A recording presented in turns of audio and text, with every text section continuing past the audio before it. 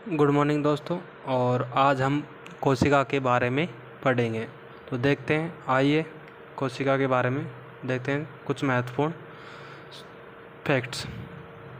ठीक है, तो देखिए, कोशिका की अगर बात करें तो कोशिका का जो अध्ययन है वो क्या कहलाता है? कोशिका का अध्ययन क्या कहलाता है? कोशिका विज्ञान, यानी कि साइटोलॉजी।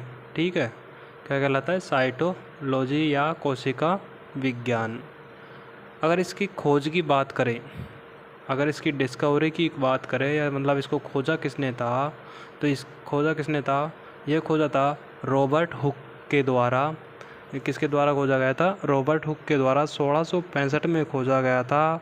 किसके मतलब कि इन्होंने क्या किया था कि जो कोर्क का जो पेड़ की छाल होती है उसकी पतली परत ली थी इन्होंने, और उसको किस में देखा था?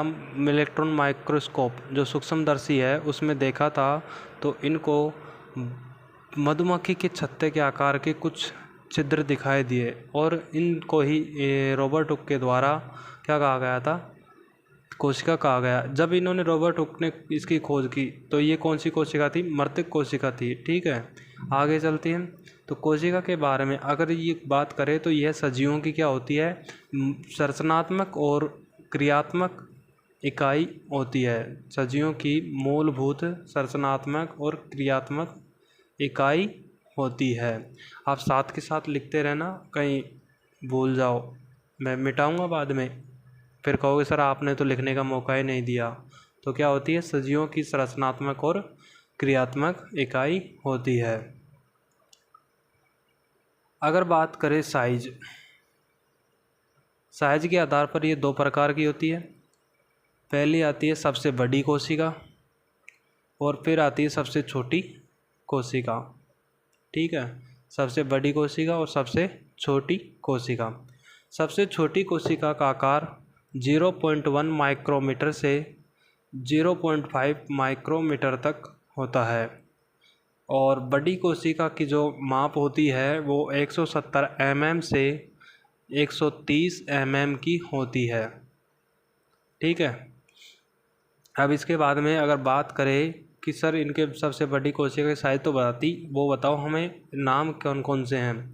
तो सबसे छोटी कोशिका की अगर बात करें तो सबसे छोटी कोशिका की बात करें तो वो होती है माइकोप्लाज्मा।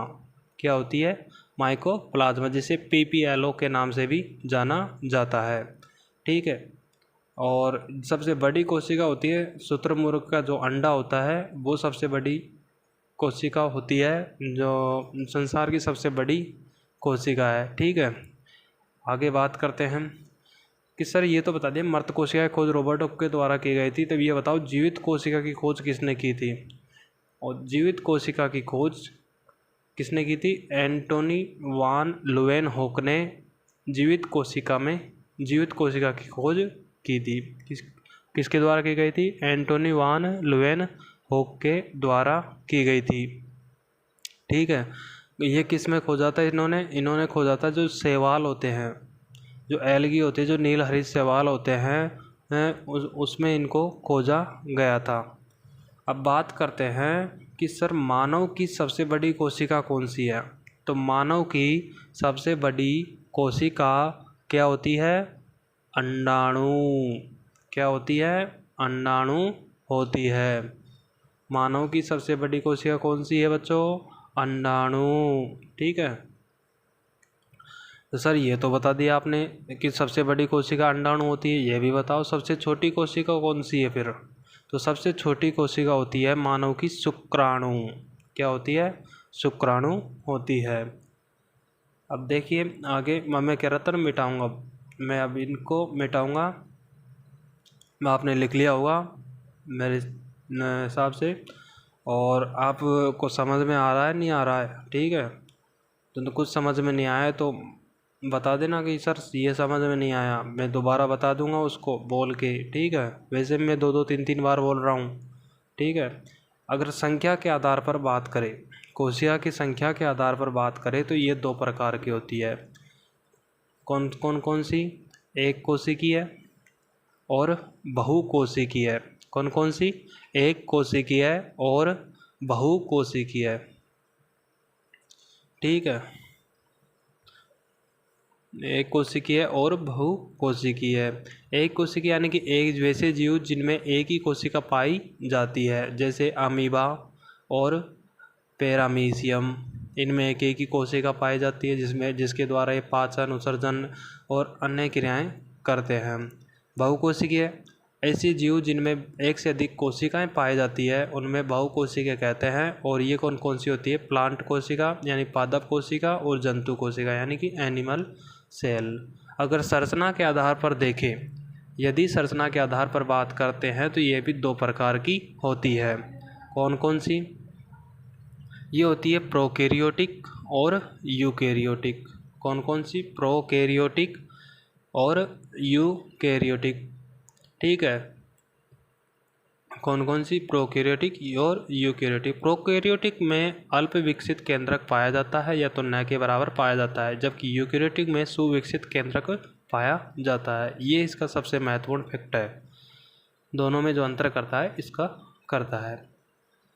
और आगे हम बात करते हैं कि कोशिका की जो साइज है, आकार है, और ये किस प्रकार की होती है, ये हम बात करते हैं अब। देखिए, कोशिका का आकार के आधार पर इसको निम्न भागों में बांटा गया है।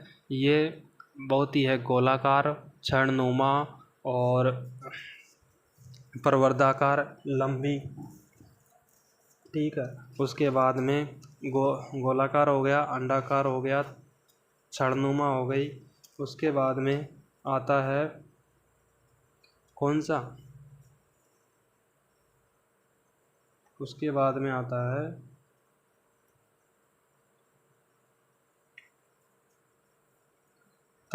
तुर्क रूपी, जो फिलामेंट की तरह तंतु रूपी कोशिका आती है उसकी तरह होती है, और कुछ ब्रांचों के रूप में भी पाई जाती है।